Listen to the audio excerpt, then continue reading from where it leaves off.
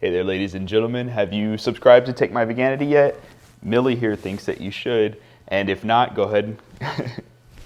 Oh, wow. All right. If you haven't already, make sure you click the link down below to subscribe. That's going to allow you to see a lot more vegan videos and recipes that focus on a more healthy lifestyle and diet. So make sure you subscribe if you haven't already.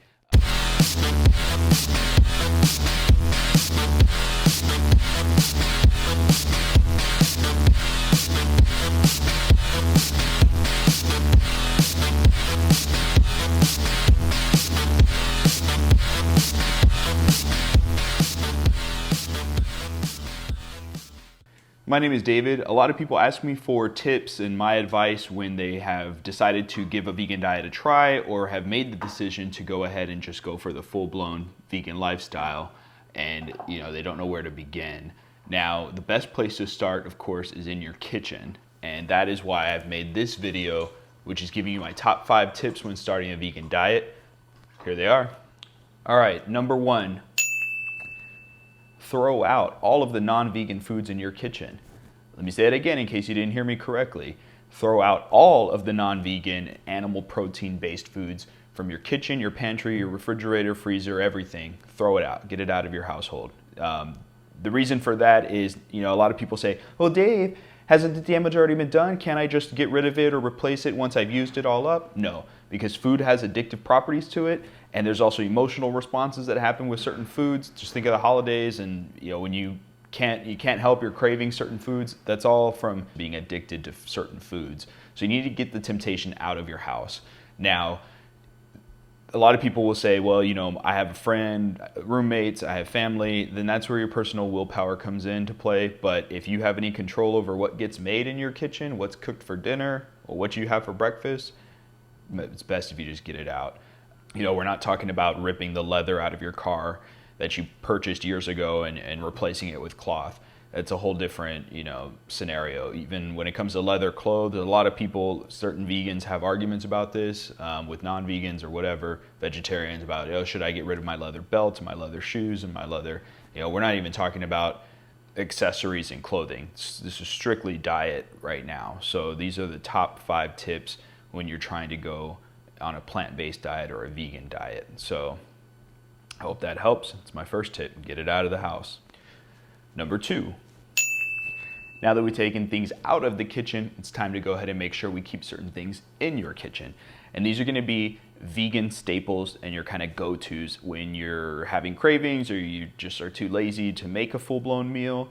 You need to have certain things on hand that you can just make quickly. So vegan versions that you can make in a pinch would be things like spaghetti, frozen vegetables, corn or broccoli, something like that.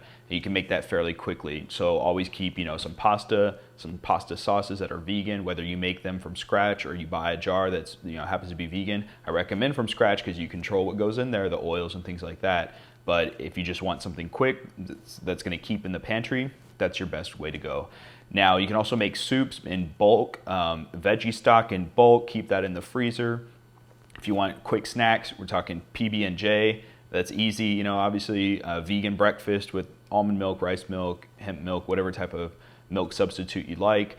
And then keeping things like edamame in your freezer. So if you have friends come over and need to whip up a quick snack, boom, easy to do, and it's vegan. And you'll be less likely to break vegan edge and to just, suck it up and say, oh, you know what? Yeah, I don't feel like cooking. Just order a pizza, make it a supreme veggie pizza. So yeah, it'll be vegetarian, but that's not healthy for you. So just if you keep stuff on hand, you're less likely to deviate from that vegan diet and lifestyle, especially for those that are first trying it out.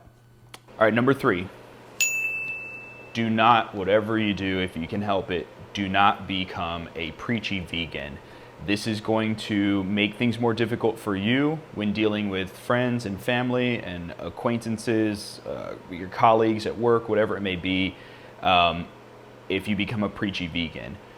One, you got to keep in mind, it's very likely that unless you were born and raised vegan, you ate a lot of animal products yourself. So it comes off as kind of hypocritical when you just change overnight and you're trying to convert everybody else.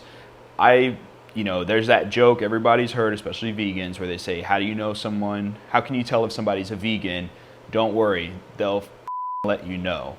And the reason that joke exists is because that tends to be the case a lot of times. So just the reason that I say that's a tip is because you're less likely to want to conform or be, cast out from your group of friends. Say, oh no, we're having a barbecue, don't invite Dave, he's a vegan. He's not going to want to eat the food we have. I mean, and that's cool. Like, if you're not a preachy vegan, other people are still going to do it. So you have to understand that. But you can take vegetables, you can make vegan side dishes and go to these potlucks, and you might even convert people to say, wow, this is vegan? Yeah, I didn't know this would taste this good. Right, you thought I was going to show up with a salad. So you can convert people that way. And they might ask, why did you become vegan? I mean, whether it's for the animal rights portion of it, you found out how animals are exploited and killed, or whether it's the diet implications, you say, hey, eating a standard American diet, which is a lot of dairy and meat, has these kind of adverse health effects, and here's what I found, this is what I've watched, this is what I've read. You might turn people onto it that way. But about 95% of the time, I'd say, if you just go to your friends and family and start, you gotta stop eating that, you gotta stop eating that, don't you know this, don't you know that, don't you care, blah, blah, blah, blah, blah, you're gonna die, you're gonna, you just bombard them with this stuff, and they're gonna start coming around, they're gonna stop inviting you. So that's my third tip. Don't be a preachy vegan. You can share your story. People will ask. They probably will. Don't jump the gun just to shove it all down their throat. All right, let's move on. Okay, number 4, when it comes to starting on a vegan diet, is to experiment with vegan products, but don't solely rely on them as a way to stay vegan or maintain a vegan diet. A lot of the vegan versions, you'll notice, if you turn over and you look at the ingredients, just like you do with other non-vegan foods, you go, wow, this is heavily processed, this is not healthy, this is probably going to affect me in a negative way, but it tastes great on occasion as a treat, as a cheat meal, whatever. Okay, I'm not gonna say don't ever touch those products, but definitely don't just make them day after day for 2 of your 3 meals or whatever it is that you're cooking. A lot of your meals, in my opinion, if you want to maintain that healthy diet and plant-based diet, is to start to learn how to cook your grains, rices, legumes, your beans, lentils, and making meals out of that. Using lentils as the base to make a vegan sloppy joe, for example. Again, pastas, most of them are vegan already. So learning the Asian meals, pad thai, learning how to make pho, maybe learning how to make curries, Indian foods. These are things that you should start to incorporate into your meals daily and weekly. That'll make it a lot easier to, 1, save money, 2, make it in bulk. You can save a lot of that, and you're not heavily relying on processed foods that can be frozen or kept in the pantry, which ultimately aren't that healthy for you. I'm gonna get Millie to help me with this one, okay? All right, Millie, ready? Number 5. Good girl. Have fun and get healthy. Having fun is the most important thing. Experimenting with those new vegan products, making vegan cheeses, making vegan substitutes, that's all fun. Gives you some things to kind of break up the usual, same old meal over and over. But more importantly, get healthy. I can tell you, when I first went vegan, I was hitting the gym. I weighed 260 pounds. And I could only do about 7 minutes of cardio. I was doing the elliptical or the step machine, whatever it is. 7 minutes of cardio, and I was a big smoker back in the day and really overweight and out of shape. And so after 7 minutes, my heart felt like it was gonna explode. I was sweating profusely, and it was kind of sad. And I that's all I could do my first day of working out, cardio. But I didn't give up. I went back another 10 minutes, and then 15, and then 20 minutes. I'll back down to 17. Now I'm doing 25 and 30, and next thing you know, I'm doing cardio for an hour just as my warm up before hitting the weights or doing something else. And that was when I was at my prime as far as being fit and on a vegan diet. And working in another city 90 miles away, no longer working out, breaking that cycle of eating healthy, the weight started to come back. So you got to maintain that, but you got to have fun. If you can have any type of support system, that helps a lot. They don't have to be vegan with you, but if they can keep on top of you, hey, let's go work out together, let's meet on these days and do this.